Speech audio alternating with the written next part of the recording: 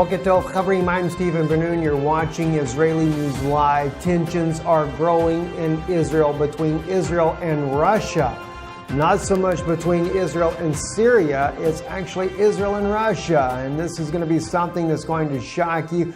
We did a little bit of digging after seeing the article put out by Debka File this morning. Thanks to Brother Roddy Brown that shared this information with me, as he shared with me this morning things that he is already seeing there on the ground in Israel. A call-up of forces in Israel. Also reported here on Debka File there that the reserves are being called up and put on standby and training again for possible military confrontation there in the Golan Heights there. It says Israeli-Russian clash over Hezbollah's Golan grab. The Israeli drone that targeted the Syrian militiaman Yasser Sayad outside the Golan town of Kenetra on Sunday, March 19th, reinforced the message first carried by the Israeli Arrow 2, which shot down a Syrian SA-5 anti-air missile on Friday. The Israeli ambassador was called twice to the Russian Foreign Ministry and, according to Debka File, was sternly warned about intervening inside of Syria. Notice what the article states here. After the Israeli strike, the ambassador to Moscow, Kerry Koren, was summoned to the Russian Foreign Ministry to hear a warning from the Deputy Foreign Minister, Mikhail Bogdanov, to stop interfering with Russian plans for Syria. Syria's UN ambassador, Bashar al-Jafari, reflected the Assad regime's sense of empowerment when he said following the Israeli airstrikes in northern Syria, their Syrian response was appropriate and changed the rules of the game. He claimed that Israel had been sternly warned by Moscow to stop such attacks, and therefore, as the article goes on to state there, therefore its leaders will think long before taking similar action in the future. Well, it didn't go over too well with Israel. Wasn't long after that Israel once again carried out another raid inside of Syria, and again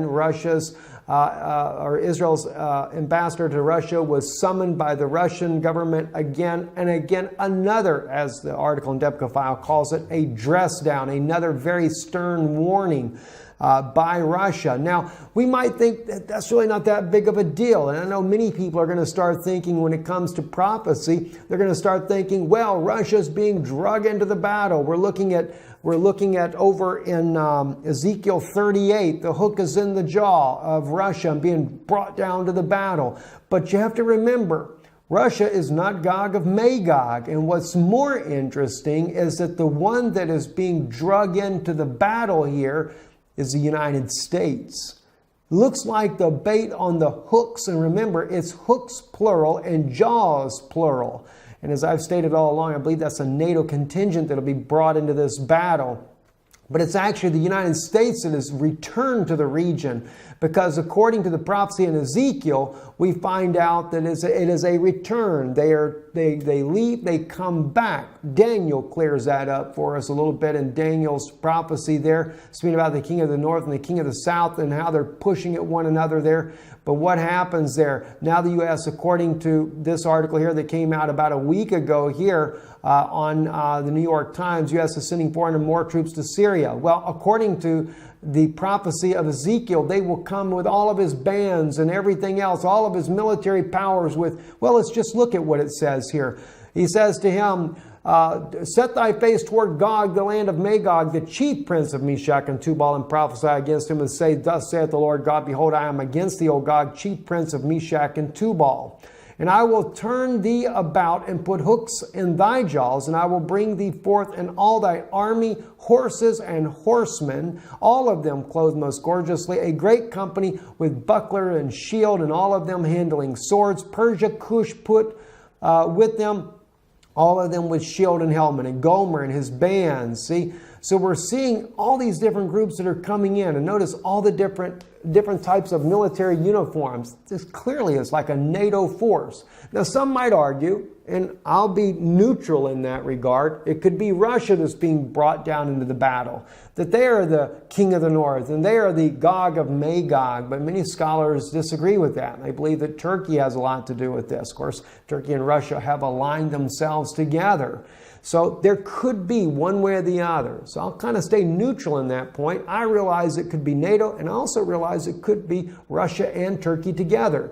But when I see Donald Trump returning, I don't look at Trump as being God myself, but I do look at the Vatican itself, who runs the NATO forces, being the leader, that the Lord has a bone to pick with, we might say there.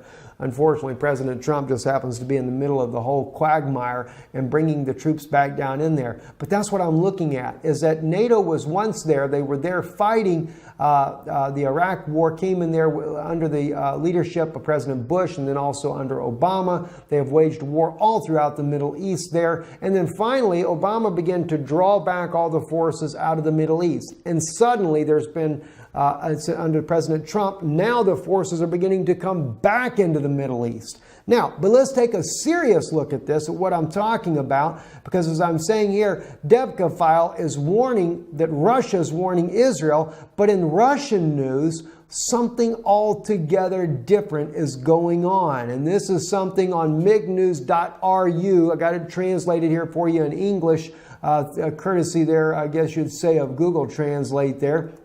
But Putin has warned Israel of supplying arms to Ukraine. All right, it's almost as if NATO is just throwing Israel in the middle of all this in order to stir the pot, almost like Israel is the bait on the hook, so to speak. Says deliveries of Israeli weapons in Ukraine will lead to further round of confrontation, increasing the number of victims of the conflict, said the president of Russia, commenting on the statements by Israel of possible arms supplies to Kiev in response to the supply of the S-300 to Iran, according to RIA Novosti. I mean, it's really tit for tat. Now, that you might say, well, that has nothing to do with Israel and Russia right there around the Golan and Syria and what's going on there. Well, let me share with you just a little bit more serious news that also came out back in late January, right there, the 1st of February, only a little over a month ago. Putin threatened Israel and Saudi Arabia to use tactical nuclear weapons in response to the invasion of Syria. Imagine that one. Now you wonder why President Trump has troops on the ground inside of Israel. When you start throwing around, and this is on Novosti, a very well-respected Russian news source here. When you start getting threats like that against Israel and President Trump willing to stand for Israel, you can count on one thing: Trump is not just going to sit back by idly. According to the information of Portal Real News, a source close to the President Vladimir Putin informed a famous journalist, Robert Perry, that Putin had warned Israel that any attempt to invade Syria would be met with the use of tactical nuclear weapons in the battle. You remember right here on Israeli News Live, and people just thought I was in a nutcase for even bringing this out, but we reported that when Prime Minister Netanyahu had met with President Putin back right here in this January time frame, when he had made that quick trip over there to Moscow, he made that offbeat comment at the close of his meeting there that Israel may be getting ready to invade Syria. Now, I think that was actually maybe December, if I'm not mistaken on that, because you got to remember, at that time, it was still President Barack Hussein Obama. And I said to you that I believe that what he was doing was trying to let Putin know what he is being forced into doing under former President Barack Obama, that no doubt the U.S. was trying to force his hand into a conflict with Syria in order to draw the battle, in order to try to take down Syria, and that Israel is just being used as a pawn. He actually warned the president, and people thought, well, Steve, that's crazy. He would have never said that. Well, now you're finding out in Novosti that Putin warned Prime Minister Netanyahu, as well as the Saudis, that if they were to even think of invading Syria, he will use tactical nuclear weapons as in response to that war. Now watch what he says he'll do. The threats, he says here, Perry was awarded forget that one there. The threats of Saudi Arabia and Turkey on land and invasion have increased over the past month. concurrent with the final stage of negotiations on a political settlement in the Syrian conflict, which is to turn will frustrate the plans of the group that insisted on changing the regime in Syria. The Vice President Joe Biden said during his speech at Harvard in 2014, Israel and Saudi Arabia have invested hundreds of millions of dollars and thousands of tons in everyone who is ready to fight against Syrian President Bashar al-Assad, including the front of al-Nusra and al-Qaeda, and well as extremists and jihadists from all over the world. Now, but he states here, tactical nuclear weapons on a non-strategic nuclear weapons are ammunition to destroy the large targets and concentrations of the enemy forces on the front and immediate rear. That distinguishes it from strategic nuclear weapons, which refers to ammunition and which has a greater destructive power. Israel and Russia is in a major standoff right now. And I don't know who's pushing the buttons inside of Israel that is causing the Israelis to become the bait on the hook here. I don't like seeing Israel being placed up there. Just,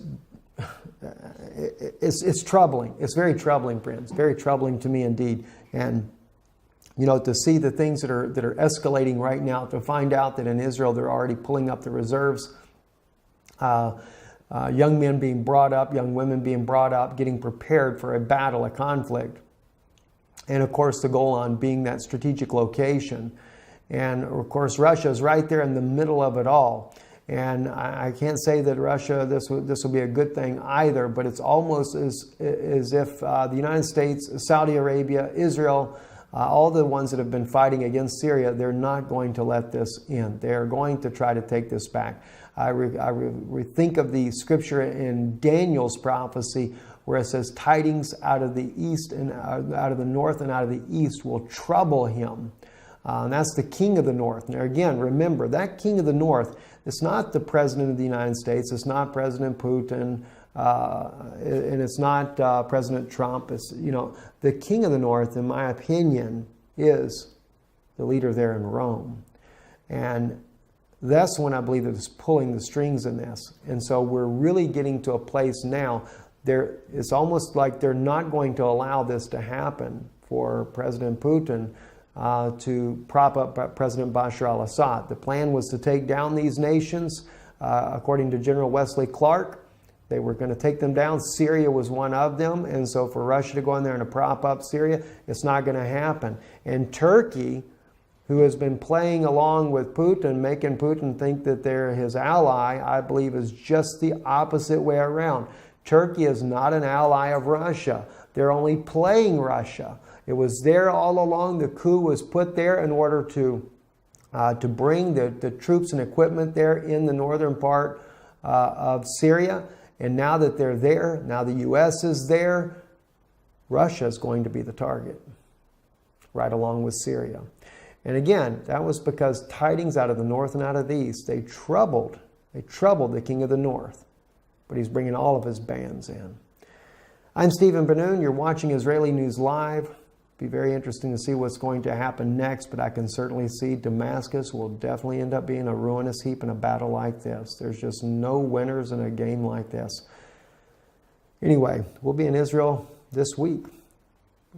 We definitely do need your help and support in doing that. So if you would like to contribute, you can go to our website, IsraeliNewsLive.org, and contribute there online, or right here on our YouTube channel, right there, right above when you go to the main page when you log in.